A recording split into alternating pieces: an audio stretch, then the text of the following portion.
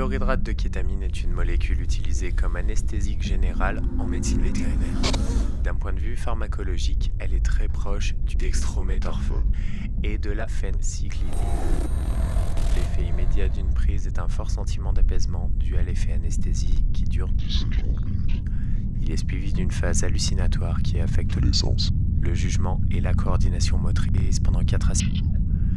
À forte dose, elle provoque des altérations de la respiration et peut aussi introduire une perte de connaissance, voire un coma. Lors de la phase hallucinatoire, la kétamine peut provoquer un état dissocié. Soit l'usager perd la sensation de lui-même, soit la notion de la réalité.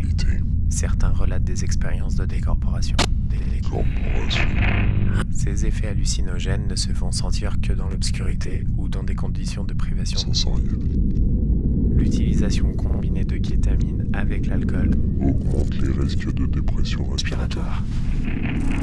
L'impression de dissociation entre le corps et l'esprit laisse l'usager sans défense. Doublé de l'effet analgésique, ainsi un usager de kétamine peut se blesser sans en prendre conscience. En cas de nausée ou de vomissement, un risque d'étouffement par invasion pulmonaire est peu possible, du fait de l'incoordination motrice qu'entraîne le produit. Elle peut aussi provoquer des anomalies du rythme cardiaque, allant parfois jusqu'à l'arrêt, risque aggravé si l'usager présente des antécédents ou effectue un mélange avec des substances aggravantes. Elle peut affecter la mémoire à court terme et à long terme. Elle peut entraîner chez le consommateur régulier des troubles psychologiques du type egocentrisme. Elle peut provoquer une dépendance psychique. Il existe un effet retour qui replace brièvement l'usager dans l'état généré par la consommation de kétamine sans en consommer, et ce plusieurs mois après la dernière prise.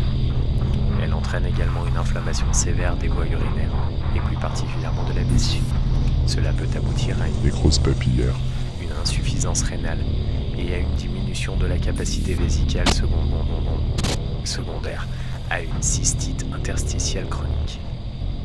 Les symptômes sont alors des douleurs et brûlures urinaires associées à une polylacturie sévère. L'arrêt de la prise de kétamine permet d'améliorer les symptômes, mais des cas de diminution définitive de la taille de la vessie ont été rapportés, ayant nécessité de remodeler la vessie avec du tube digestif vésical. Certains usagers décrivent des expériences de mort imminente et des expériences dites K-Hall. K-Hall est une sorte de trou noir avec troubles cognitifs et amnésiques, troubles de l'humeur et du comportement. Hallucinatoire. Cauchemar. Le K-Hall est caractérisé par les usagers comme une impression de se retrouver profondément dans son esprit.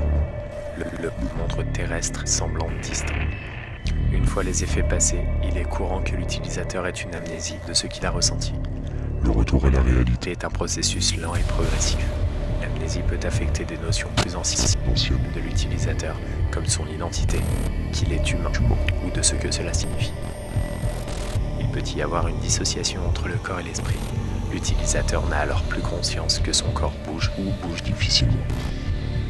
Le K-Hall peut mener à un syndrome post-hallucinatoire persistant, une impossibilité de retour à la normale, et l'installation définitive des symptômes. Amnésie, troubles locomoteurs, psychose paranoïa.